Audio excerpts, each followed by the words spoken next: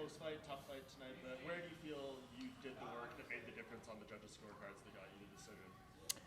You know what? I wanted to make a point of laying it on him with a stand-up and then taking him down when I wanted to. He talked a lot of garbage. Every time I shot, I took him down. So, that proves there are levels to this game. And then, all this talk about takedowns and wrestling, I think that secured the victory. But I was able to also show my stand-up and just got this thing out against a big dude. Yeah, I mean, did you feel when he does talk and stuff, did that serve as motivation? Did it get under your skin or anything? How did you interpret that and use it in the fight? Yeah, I've been competing a long time, man. So you're always looking for added motivation. And that was beautiful for that. I actually felt, with all that talk, he might be tougher to take down. But, it was nice and easy and efficient. My corner told me in that third round, just go out there, take him down and secure this victory, much like Goldman in the last fight. I don't want to do it too early either. Boxed him up, and then we took him down to kind of ride it out and finish it off. You said it to your opening workout the other day that one is more focused on partying and chasing women. Do you think that sort of played a part in this fight? Oh, absolutely. That fight wasn't easy. I had to gut it out. Obviously, he had more than 20 pounds on me. But we stay the course. We keep pressing. That's just years of gutting it out and finding a way to win when you have to. It's not easy when you're 20, 25 pounds lighter than someone, but you make it easy because the training's tough. What about the experience edge? You had more octagon experience, more MMA experience. Did that play a factor? And more wrestling experience, more experience being in deep waters, training, deep practice, tough, all of that. I prepare every day. I train tough. And we're going to revisit the approach for this camp and make some tweaks as we do every time. But more than anything, like I said, this is the way of life for me. I like a tough fight. I actually embrace that. It feels like I competed and I went to war, and that's the part I enjoy most. You said in your post-fight quote, this was the last fight on your current UFC contract. So in your mind, what happens from here? What are you looking for in the next deal? And is it your expectation that you'll be back in the UFC? Yeah, you know what? First, we get the numbers right. That's the expectation. I intend on getting the value of what I'm worth and let my management get to work on that.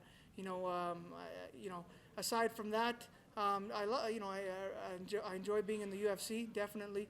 But I want to get paid what I'm valued. And beyond that, I want to get busy. 2 fights a year is not enough.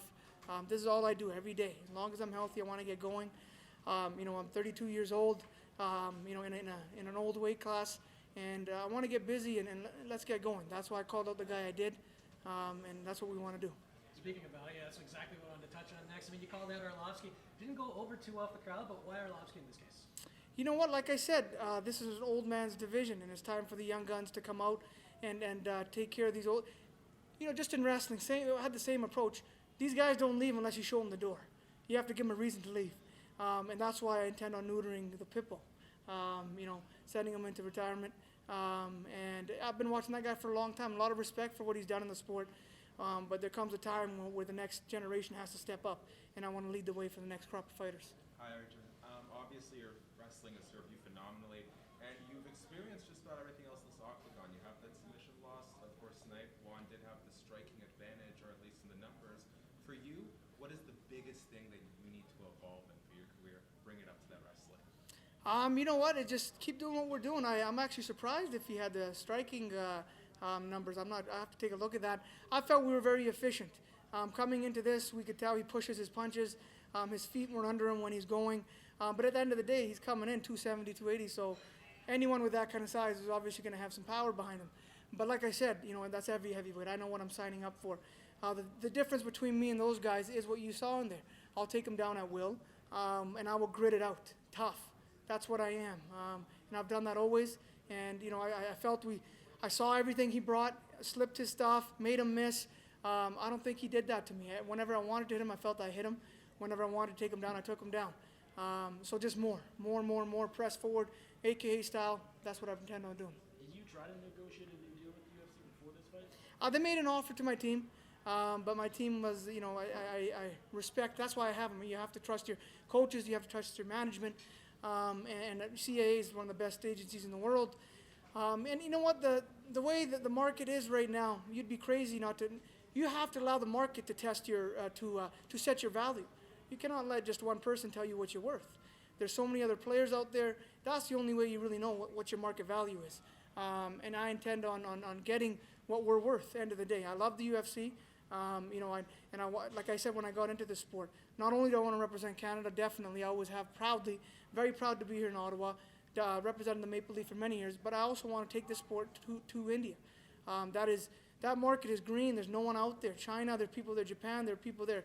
Got 1 billion plus in India, all English-speaking, democratic country, open for business, and that's where we really want to get going. Does that mean you do want to test free agency in this case, or? Like I said, I'll let my management handle it. I want to get what I'm worth, and we will let the market decide what I'm worth. In terms of that Indian market, do you feel the UFC has underutilized that? I mean, it's sitting there. You seem like a prime star to cross over there, especially because you speak the language. You're popular in Canada. You've got that whole thing behind you. It's a natural fit. You don't have to prop anybody up or make up a story. I've got a natural story out there, and deep roots from wrestling. That country has Olympic and wrestlers and Olympic boxers that medal every Olympics. What else do you need to turn into MMA? That's it. And that's WWE's biggest market in the world is India. So it's all there. Your only competition is cricket, which people are sick of, and they love combat sport. They love that warrior heritage. That's what I am, and that's really what I am. I don't make nothing up. Look at my interviews from 10 years ago. I'm the same person. So. Arjun, just two more for you since you brought up the WWE thing. You recently posted a little tribute to Kurt Angle. I've seen your relationship with Jinder Mahal. Is that something you'd ever consider in the future to be transitioning over to pro wrestling? Absolutely. We got some special things cooking up. My management represents WWE. We're going to have some talks with Triple H and these guys and see kind of what the future holds. And when I've been a pro wrestling fan for a long time. When we dabble in there, when do we cross over, that type of stuff, everything has to work out. Obviously, MMA, I want to compete, and the schedules have to line up. But, all the cards are on the table now. I had a lot of things on hold because nothing's more important than winning. And we've won. We won against a guy that,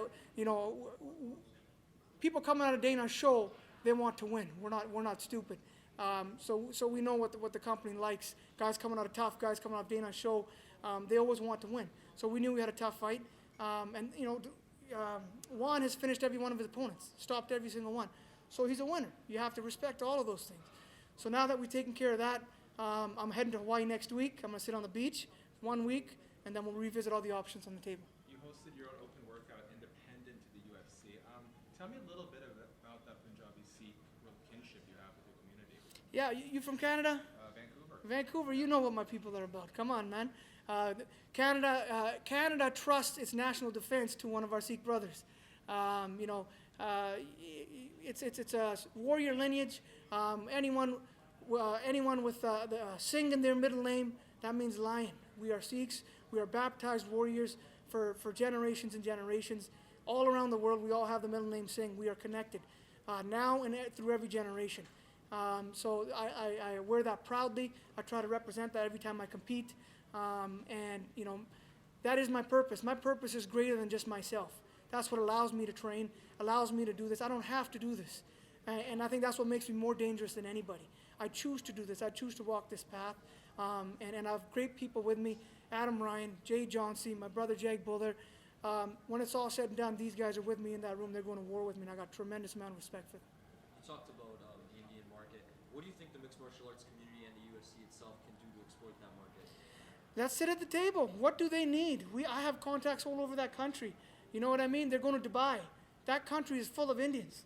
I'd love to get out there even. It doesn't have to be just India. I got to sit down with UFC Asia guys. I don't know what the holdup is. But whatever it is, there are billionaires sitting in India waiting to spend their money on something and feeling like a big shot.